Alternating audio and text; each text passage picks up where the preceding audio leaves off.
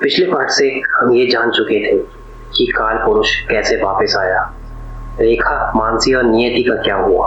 पिछला दृश्य रेखा की आत्मा ने चिताया, अब भागो जब तक सांस है, पर दरवाजा बंद हो चुका था। किताब के धुएं से जो उठा वो सिर्फ कोई आत्मा नहीं थी, वो था काल पुरुष। 3 दिन बाद हॉस्टल अल्मोड़ा। मानसी और नियति दोनों वापस आ चुकी थी, सिर झुकाए, खामोश, बदले बदले से चेहरे। क्लास में कोई बात नहीं कर रहा था उनसे। हॉस्टल में लड़कियां भी उनसे दूर रहने लगी थी। और फिर एक रात एक लड़की गायब हो गई। उसका कमरा अंदर से बंद था, लेकिन जब दरवाजा तोड़ा गया, कमरे की दीवार पर खून से लिखा था, अब ये चेहरा मेरा नहीं है। CCTV footage, warden office.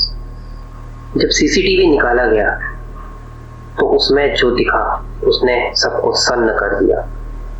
एक लड़की आधी रात को बाथरूम से बाहर निकल रही थी, लेकिन उसका चेहरा नहीं था।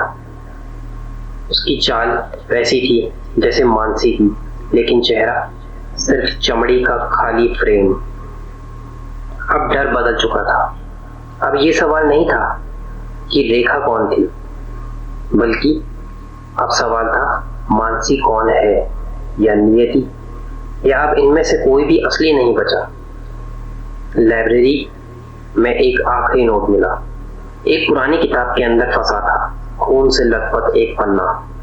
उस पर लिखा था, काल पुरुष का शरीर नहीं होता, वो चेहरा पहनता है।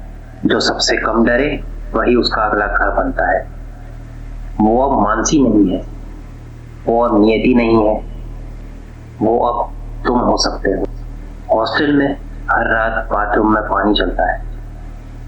किसी को दिखता है कि कोई आईना साफ कर रहा है, लेकिन अब पास से देखा गया तो आईना तो टूटा हुआ है।